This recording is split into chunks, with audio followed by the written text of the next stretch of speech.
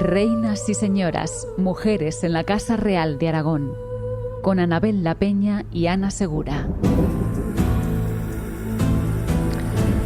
Jaime I contrajo 2 matrimonios reconocidos, con Leonor de Castilla a los 13 años y con Violante de Hungría poco después de cumplir los 20. El primer matrimonio fue disuelto por razones de parentesco, pero la unión dejó un hijo legitimado, el heredero, el infante Alfonso. El segundo matrimonio, con Violante de Hungría, duró 12 años y juntos tuvieron 9 hijos. Con solo 35 y la salud seriamente debilitada, la reina se retiró al monasterio de Santa María de Salas, en Huesca, donde falleció a los 36 años. El rey, con 33, volvía a estar soltero.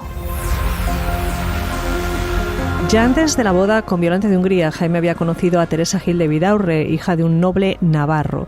El rey quedó impresionado por el físico de la joven y para conseguir sus favores le hizo promesa de un matrimonio que no llegó a celebrarse. A pesar de las bodas de cada uno, Jaime y Teresa siguieron manteniendo amoríos esporádicos que dieron lugar a 2 hijos en común. Muerta la reina Violante, intensificaron su relación hasta convertirla en un auténtico matrimonio, aunque no fuera legitimado por la Iglesia y oficialmente no se celebrara ninguna ceremonia pública. La relación duró 10 años y durante un tiempo el rey consideró a Teresa como su mujer y parte del entorno íntimo del monarca, como lo demuestran varios documentos. Finalmente, el rey alegó un contagio de lepra para separarse de ella. A Leonor, Violante y Teresa se suman una larga lista de mujeres cuyos nombres la historia ha preservado junto al de Jaime el Conquistador. De ellas, de las que compartieron momentos de intimidad con el monarca, que le dieron hijos, que dejaron alguna pista en los documentos históricos, hablamos hoy en nuestro podcast Reinas, Damas y Señoras, Mujeres Ocultas en la Casa Real de Aragón. Anabel La Peña, ¿qué tal? Bienvenida. Muchas gracias. Bueno, vamos a hablar de la vida oculta de Jaime el Conquistador, y tuvo mucha vida oculta. Oculta para los ojos de Dios en aquella época, pero vamos, conocida, y no sabemos si tenemos localizadas a todas las amantes y a toda la descendencia que llegó a tener. Dicen los cronistas de él que era un homme de fembres. Sí. Fue un hombre mujeriego, por eso siempre me hace mucha gracia lo de Jaime I el Conquistador, de camas, siempre se puede añadir, o además de, por supuesto, de territorios como Valencia o como Mallorca. Bueno, pues Anabel ha hecho un trabajo fantástico intentando rastrear los nombres de estas mujeres, muchas de las cuales conocemos a través de sus hijos y de las donaciones que se les hicieron.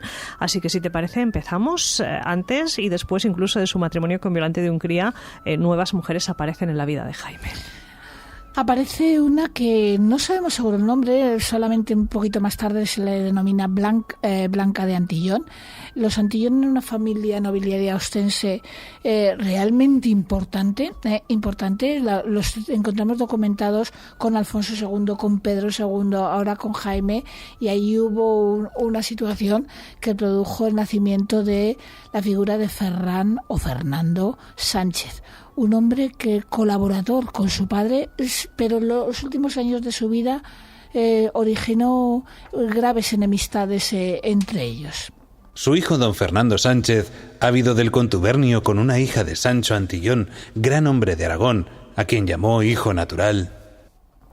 Pues en el siglo XV el cronista Pere Atòmic nombra a Blanca como dama de Aragón, que era muy honrada y de gran linaje. Sí, ya te digo, los Antillón era una familia reconocida, con amplios servicios a la Casa Real aragonesa desde hacía tiempo, y que el fruto de esta relación con, vamos a llamarle Blanca, como parece ser que se denominó, acaba dando sus frutos. Y Jaime I sería el primero que tengamos localizado de los hijos ilegítimos del conquistador. Uh-huh. Le acabó dando el territorio del castillo de Castro, donde la Puebla de Castro, pues allí, que después ha dejado, no sé, quiero decir, fue una casa nobiliaria, a pesar de que luego al final las relaciones acabaron muy mal, muy enfrentados, incluso entre los hermanastros, entre Fernando o Ferran y la figura del heredero, de Pedro, acabaron la cosa realmente muy mal. Uh-huh. Bueno, pues como en esta historia nada es fácil, vamos a contar un caso de asesinato que tiene que ver con este Fernando o Ferran.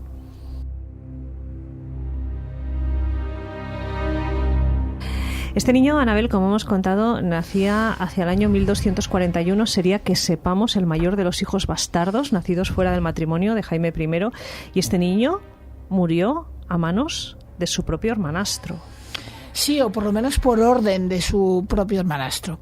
Fíjate que al principio prestó servicios Ferran a la Casa Real, incluso asistió como testigo, llamémoslo así, de la boda del primogénito Pedro, tenido con Violante de Hungría. Fue nuestro futuro Pedro III de Aragón, y al principio fue colaborador y demás, pero en un momento dado, hacia 1260 en adelante, las circunstancias entre los hermanos, se habla de envidia por parte del primogénito legal con respecto a este personaje, a Fernando, y acabó siendo muerto por orden de Pedro. No sabemos seguro si él con sus manos lo asesinó. Seguro que no. Pero además es que es toda una estrategia. Ferran, cuando está cercado por las tropas de su hermanastro, se viste de criado, lo descubre. Vamos a escucharlo en las crónicas de la época. Odio notable del rey a su hijo y a los de su bando. Era cosa de gran maravilla ver cuán presto estaba el rey en castigar el atrevimiento de su hijo y de los otros ricos hombres. El infante don Pedro perseguía a su hermano con odio terrible. El rey le incitaba más y animaba diciendo que les hiciese cuanto mal y daño pudiese. El infante tenía poca necesidad que le incitase su padre y persiguió tan terriblemente a su hermano como si contendieran por la sucesión del reino.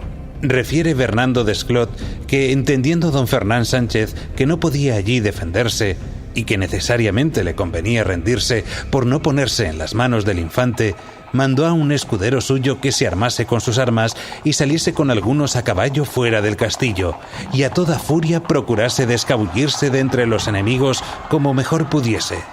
Y disfrazándose en hábito de pastor, pensó él en aquel rebato escaparse. Pero siendo tomado por la gente del infante, descubierto el engaño, siguieron a don Fernán Sánchez y, no pudiendo pasar el río, se metió por unos campos y, siendo descubierto, fue preso por la gente del infante, y no considerando el parricidio que cometía, y mandó allí luego ahogarle en el Cinca. Sabida la muerte de don Fernán Sánchez, todas sus villas y castillos se rindieron. Sabida por el rey la muerte de don Fernán Sánchez, se alegró mucho de ello, porque era muy dura cosa que, siendo su hijo y habiéndole hecho tanta merced y dado muy principal estado en su reino, se hubiese rebelado contra su servicio. Bueno, pues así, con todo este detalle, nos lo cuenta Jerónimo Zurita, pero también en su propia autobiografía, Jaime I lo narra, eso sí, brevemente, pero también con mucha crudeza.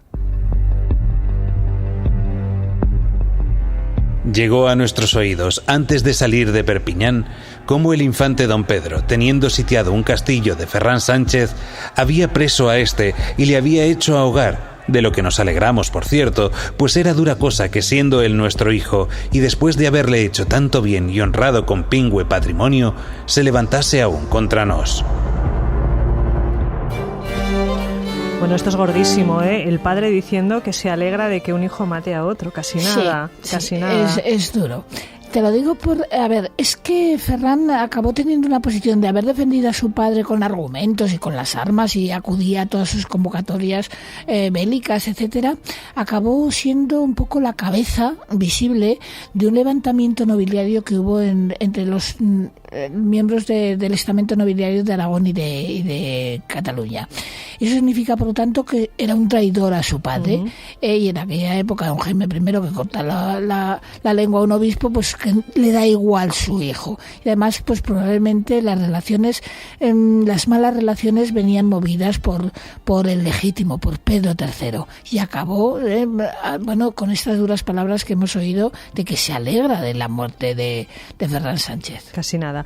Bueno, el caso es que entre 1242 y 1250 una nueva mujer ocupó la cama de Jaime I, a pesar de estar casado con Violante de Hungría. Fue Berenguela Fernández, de la que se conocen muy escasos datos, quizá porque al propio monarca, que lo cuenta todo en sus crónicas, no le interesara dar publicidad a la situación. Incluso a menudo Anabel ha sido confundida con otra Berenguela Alfonso, una de las últimas amantes conocidas del rey. También de esta relación nació por lo menos un hijo. Pues sí, Pedro Fernández. Este tiene el apellido, es el materno. Fíjate que se utilizan siempre o con mucha frecuencia nombres vinculados a la Casa Real Aragonesa: Jaime, Pedro, Fernando. Entonces, en este caso, caso pues es Pedro Fernández.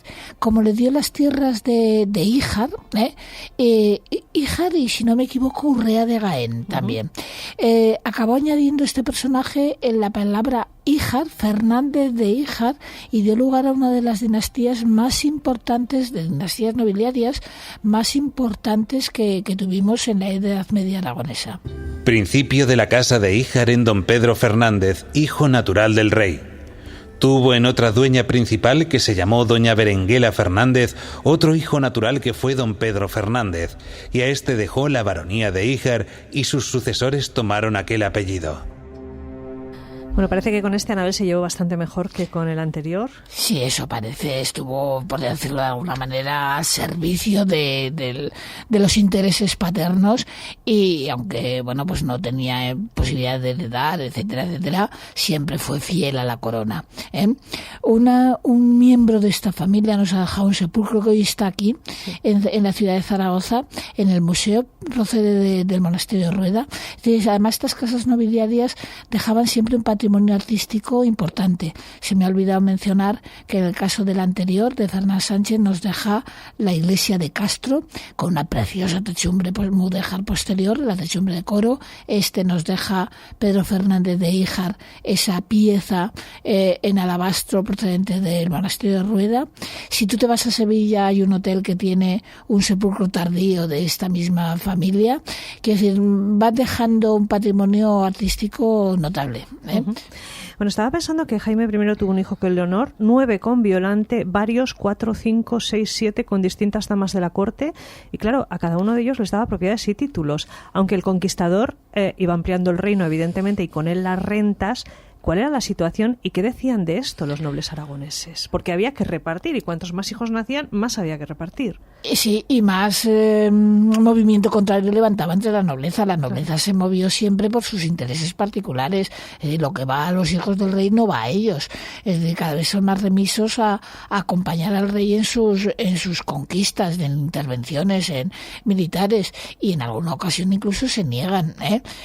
Consideran que bueno, todas esas rentas no se reparten, no llegan a ellos, y eso es un motivo de enfado importante. Empieza aquí uno de los grandes momentos de enfrentamiento nobiliario que cuajará años más tarde, muerto ya el batallador, pero que en esta época podemos decir que es una parte del origen del problema de la nobleza rebelde contra la monarquía aragonesa. Fíjense ustedes, sí, comienza con las aventuras de Jaime, casi nada. Vamos a ver cómo lo cuenta Jerónimo Zurita.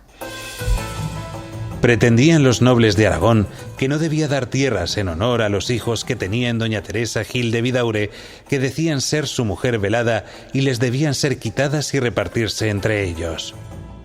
Confesaba el rey que los ricos hombres tenían razón en lo que pedían, que no se debía dar tierra ni honor a ninguno, sino mereciese ser rico hombre por naturaleza. Y prometió que no se daría honor a rico hombre de otro reino, y también concedió que no se daría tierra ni honor a los hijos que tenía en doña Teresa Gil de Vidaure, que decían ser su mujer velada. Claro, estos hijos, la verdad es que se ganaban estos dones, porque casi todos ellos acudían a convocatorias militares hechas por su padre, como podemos escuchar en este texto. Guarnición en la frontera de Murcia contra los moros. Tenía entonces en la frontera del reino de Murcia contra los moros, en guarnición, las gentes de los infantes sus hijos y de los ricohombres que tenían tierra en honor que estaban en su servicio, que eran don Jaime y don Pedro sus hijos, y de doña Teresa Gil de Vidaure, a quien en esta sazón llamaban infantes, teniéndolos por legítimos, don Fernán Sánchez y don Pedro Fernández, también hijos del rey. Total, que estaban ahí los 4 juntos en la frontera de Murcia, y al final es que la corte era un pañuelo, se conocían entre todos. Sí, me parece que todos los que se han nombrado en ese texto, ninguno es legítimo de los hijos. La verdad es que en general sí aportaron dinero, aportaron tropas de sus posesiones, pero también, insisto, levantaron el resquemor nobiliario, pues porque no, entonces si no tocaban ni tanto botín ni se les hacían tantas concesiones, y acaba dando problemas. Ajá. Bueno, pues Jaime se encaprichó de varias damas más. Suele considerarse la última amante conocida, Berenguela Alfonso, por la que se sentiría fuertemente atraído desde que la conoció en el año 1265. Era hombre de flechazos hasta la muerte de ella solo 7 años después. Entonces, ¿qué sabemos de esta mujer, de Berenguela Alfonso? Pues de Berenguela Alfonso sabemos pertenecía a la casa reinante castellana, fue amiga, que sepamos, y compañera y dama al servicio de Violante de Aragón, una hija propiamente de Jaime I, tenida legalmente en este caso, que viajó cuando se juntaron el rey de Castilla, Alfonso X, y Jaime I en tierras de Alcaraz, en la zona más hacia Murcia, etcétera. Ella venía en el séquito, y ya no volvió a Castilla. No sé qué tenía Jaime I, pero la chavala se quedó prendada absolutamente del rey aragonés y ya no retornó. Sabemos que la paseó durante 7 años. De hecho, cuando muere ella, muere en un viaje con el rey, muere en la ciudad francesa de Narbona, y creemos que no hubo descendencia de su vientre, descendencia común. Se le llamaba el pecado de Berenguela en aquellos momentos, tener a esta amante en los círculos, por llamarlo de alguna manera, cortesanos. Pero sí se prendó, sí. Murió en 1272. Había bastante diferencia de edad entre ambos. Fíjate, era amiga de la hija. Era ya una niña, sí. Bueno, Jaime lo cuenta en sus memorias, en el libro de los Hechos. Vamos a escuchar cómo lo explica. Llamábanla a dicha señora doña Berenguela Alfonso, por ser hija del infante don Alfonso, señor de Molina y Mesa, y tío del rey de Castilla. Púsola don Jaime afición, a lo que ella correspondió, en tanto que a su vuelta de Alcaraz llevósela el rey consigo, viviendo con ella lo propio que si fuera con su mujer. Pues esta es la versión del rey en primera persona y lo cuenta también Jerónimo Zurita. Tuvo en el mismo tiempo consigo a doña Berenguela Alfonso, hija del infante don Alfonso, señor de Molina, y según se refiere en su historia, pensaba estar con ella sin pecado, como debe estar el marido con su mujer.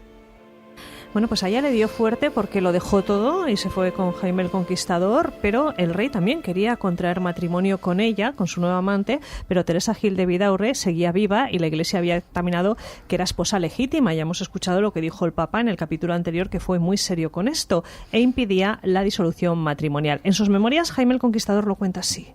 Iba con nos a tal sazón el obispo de Barcelona, y preguntándole por fray Arnaldo de Segarra, que era fraile predicador, compareció éste a nuestra presencia y le dijimos cómo teníamos intención de confesarnos con él. Respondiónos el fraile que ya podíamos hablar, y en consecuencia le dijimos que no creíamos haber hecho otra ofensa a nuestro Señor que la de doña Berenguela, más que nuestro intento era estar con ella libre de pecado, así como debe vivir un hombre con su mujer. Y hay un fragmento muy curioso, Anabel, en el que Jaime I expone su pensamiento al respecto, es decir, cómo su vida de caballero, su vida de guerrero, justifica ante Dios sus amoríos.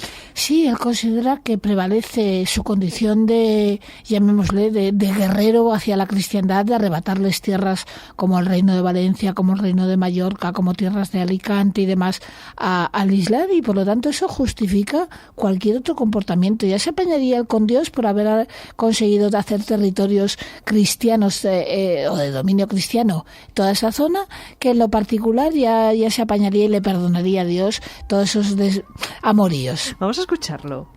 Ya sabía él, Arnaldo de Segarra, el plan que llevábamos de conquistar la ciudad y todo el reino de Murcia. De consiguiente, tan buena obra como era esta de conquistar aquel reino y devolverlo a los cristianos, algo nos había de valer, y seguro estábamos por lo mismo de que ningún mal nos haría tal pecado en el día de la batalla, más que más cuando por él pedíamos perdón. Grave cosa es el estar en pecado mortal, respondió el fraile, y luego añadió que si le prometíamos abstenernos de volverlo a cometer, nos perdonaría. Contestámosle que con tal intención entrábamos en la batalla, creyendo que de un modo u otro nos perdonaría Dios en tal día por el gran servicio que le prestábamos en aquella conquista, porque, exceptuando esta falta, en lo demás nadie podría decir que profesásemos mala voluntad a hombre alguno. Vacilaba el fraile al oír nuestras palabras, mas nos le dijimos que al cabo nos diese su bendición, y por lo que tocaba el cumplimiento para con Dios, que lo dejase a nuestro cargo. Aquí vemos que se olvida de los hijos que va deseando que se mueran y ese tipo de cosas, pero bueno, la memoria es muy voluble. En cualquier caso, ya nos has contado, Anabel, que entre los amantes había gran diferencia de edad y como tenía costumbre, Jaime se mostró muy generoso con ella. Sí, le dio incluso una serie de bienes con los que ella creó una capellanía en Santa Clara de Valencia. Pueden proceder precisamente de una donación propter nuptias que a lo largo de estos capítulos hemos mencionado, es una especie de dote, por llamarlo de alguna manera, que hacía el hombre a la mujer. Y desde luego ella se sintió reina. Teresa Gil de Vidaurre estaba en Valencia, en la saidía de Valencia, y ella se movía con el rey a ojos absolutamente de todos. Ya se apañaría Jaime con Dios para negociar el perdón. Bueno, ella fallece, como nos contabas, el 17 de junio de 1272 en Narbona, y así lo cuenta Jerónimo Zurita. Este año de 1272, a 17 del mes de junio, murió en la ciudad de Narbona doña Berenguela Alfonso, hija del infante don Alonso, señor de Molina y Mesa, con la cual el rey algún tiempo vivió en pecado. Y era tan público que, según en su historia se dice, le llamaba el pecado de la Berenguela. Enterráronla en el monasterio de los frailes menores de aquella ciudad y dejó al rey heredero en los heredamientos que tenía en el reino de Galicia, en los lugares de Felgoso y Caldelas, aunque quedaron de ella hijos. Bueno, pues no tuvieron hijos juntos y por lo tanto los castillos y villas donados por Jaime revertieron a la corona, pero Anabel, mientras tanto, él seguía teniendo sus historias por ahí y hay más hijos de Jaime el Conquistador. Sí. Hay más hijos, hay más mujeres, algunas son absolutamente ocasionales, puntuales. Curioso, y me gustaría comentarlo a lo largo del capítulo, que apenas se mencionan mujeres. Y vamos... O sea, que pudo tener hijas de las que no sabemos nada. De las que no sabemos nada. Bueno, seguro que tuvo hijas de las que no sabemos nada. Yo creo que sí. Sí, las legales las conocemos, pero las ilegítimas no las conocemos. Entonces, pero no va a acertar siempre con tener varones con sus amantes, pero hay una colección todavía importante de mujeres que pasaron por su cama. Bueno, pues algunos de estos hijos los nombra también Jaime el Conquistador en los consejos que da a su sucesor dentro del libro de los hechos de su biografía. Habla de algunos de estos hijos. Conociéndonos entonces que continuaba agravándose de día en día nuestra enfermedad, enviamos un mensaje a nuestro hijo el infante don Pedro.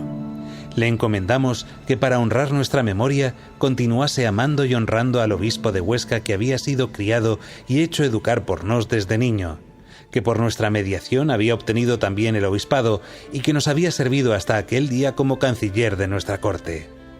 Recomendámosle asimismo al sacristán de Lérida, hermano de dicho obispo de Huesca, al arcediano de Urgel, a todos los demás letrados de nuestra corte y generalmente a todos los de nuestra compañía, con quienes le encargamos que continuase los mismos buenos oficios que nos les habíamos prestado, para que ellos le correspondiesen también del mismo modo. Y por último, después de haberle dado algunos otros consejos que sería largo referir, dímosle como a hijo nuestra bendición paternal. Bueno, estamos hablando de dos nombres, Jaime Sarroca y Pedro del Rey. Sí. Fíjate que el apellido del rey, ya lo vimos en el caso de Pedro II, que también a uno de sus ilegítimos llevó ese apellido, por decirlo así, de una especie de reconocimiento de qué familia procedía. Jaime Sarroca. Fueron dedicados a la Iglesia. Esa era otra forma de dotarlos. Es decir, Jaime Sarroca, si no me equivoco, fue obispo de Huesca, y por lo tanto ya con eso movía las rentas eclesiásticas. No era una mala dotación, llegaban los diezmos, llegaban las primicias, llegaban de todos los pueblos de la diócesis, llegaban ingresos por la aplicación de los sacramentos. Es decir, es una forma de dotar. Ahora, a los descendientes de ellos ya no siempre era posible porque los obispos también tenían hijos por ahí, tampoco era posible en teoría de traer de los bienes eclesiásticos, pero fue una forma de buscarles un futuro, y es una costumbre bastante habitual, hijos destinados a la Iglesia para que tengan un estatus elevado y en puestos eclesiásticos importantes. Eso te iba a decir, que ser obispo de Huesca no es ninguna tontería, ni de Lérida como fue su hermano. Bueno, hay otra mujer que todavía podemos rastrear vinculada al conquistador, que es una tal Genesia, a la que se han atribuido relaciones con el rey en algún momento entre 1261 y 1264, y sobre todo un hijo, Fernando, uno más de sus vástagos ilegítimos, que sin embargo habría pasado casi desapercibido, a no ser porque fue nombrado abad de Monte Aragón, y volvemos a lo mismo, menudos destinos buenos, en el año 1284. Pues sí, la verdad es que podemos, quizá moviera más rentas el abad de Monte Aragón que el propio obispado de Huesca. Es simplemente se le destina, como acabamos de mencionar, a estos puestos eclesiásticos. Lo que ya no sabemos seguro es si todos ellos proceden, son hijos de Jaime. El de Genesia probablemente sí. Le dio educación. Nos lo encontramos vinculado a este personaje a la Universidad de Montpellier. Se da un dinero a un mercader para que le lleve dinero para poder sufragar los gastos de aprendizaje en la Universidad de Montpellier, que en aquellos momentos no era Aragón, estaba miembro en la órbita de la corona de Aragón-Montpellier, estaba en manos a la muerte de Jaime se queda en manos de uno de sus hijos, y era nuestra universidad. Se acaba de fundar se va a fundar en esos momentos la de Lérida, pero Montpellier era el punto de referencia, y de allí este caballero, este hijo, acaba ni más ni menos que en París, y también se le financian los estudios, es decir, supongo que tiene que ser en la Sorbona francesa. En este caso sí hay una preparación eclesiástica de este hijo. Bueno, el nombre es bien curioso, Genesia, no es un nombre que hayamos escuchado hasta ahora. No, ni se rastrean, no era un nombre habitual, por eso quiero decir, en los documentos las genesias son muy, muy, muy escasas en la época, y ahí hemos podido rastrear alguna cosa. Por ejemplo, cómo se acudió y se ayudó a esta mujer una vez muerto el rey, Jaime, cuando parece ser que anda en temas de un declive económico notable. Se interviene por parte de la Casa Real Aragonesa para que no se le cobren determinadas multas. Pedro, el nuevo rey de Aragón, y luego también la figura de los nietos de Jaime I, ampararon a esta mujer que estaba en una situación problemática económicamente. Y aún podemos rastrear un nombre más, Sibila de Saga, que abandonó a su marido por Jaime el Conquistador, y que, esto es una cosa curiosísima, su suegra ya había sido amante del rey 25 años antes. Sí. Es que Jaime no dejó títere con cabeza. Sibila de Sagas, efectivamente, Guillerma de Cabrera, que fue su suegra, tuvo llamémosle algún encuentro amoroso hacía años, y pues no sigue más que la tradición familiar. Sibila de Saga, que parece ser que también tuvo relaciones y también fue compensada por el monarca. Bueno, en conclusión, y después de 4 podcasts dedicados a las mujeres que rodearon a Jaime I, podemos decir que fue un rey enamoradizo, manipulador con las mujeres según sus deseos y conveniencias, hasta el punto de que, para compensar sus devaneos amorosos, llegó incluso a promover una cruzada para ganarse el perdón de sus pecados, porque al final de todo temía el castigo divino. Todas estas mujeres están en torno a la órbita del rey. Hemos podido conocer sus nombres gracias a esos legados, a los hijos que tuvieron con él. ¿Habrá más? Que posiblemente no conozcamos. Probablemente. Comentábamos antes de grabar que precisamente resulta muy curioso que solo tenemos con los ilegítimos varones, y que no puede ser, que alguna hija habría que seguramente la destinarían al convento femenino, pero que no nos han dejado rastro. Bueno, pues nosotros lo que hacemos es dejarlo aquí. Están escuchando La Dama de Aragó, que es una canción que estamos utilizando para cerrar esta serie de podcasts que hemos podido hacer gracias a la investigación histórica de Anabel La Peña. La producción de audio de los cortes que han escuchado son de Vicente Bordenava y Carlos Oyarzábal, con la voz maravillosa de Rafa Moyano, la realización técnica en directo de Javier Romualdo, y con nuestra recomendación o sugerencia que si quieren saber más escuchen los podcasts anteriores sobre estas reinas, damas y señoras, mujeres ocultas en la Casa Real de Aragón. Ana Maria, robadora de l'amor, cada cabell una perla, cada perla un anell d'or, cada anell d'or una cinta que li volta tot el cos. Amorosa Ana Maria, robadora de l'amor, passador que li posava una rosa amb 9 colors. Son germà se la mirava amb un ull tot amorós. Amorosa Ana Maria, robadora de l'amor, no fóssim germans, Maria, ens casaríem els dos. Però com que som germans propis, jo et buscaré un casador.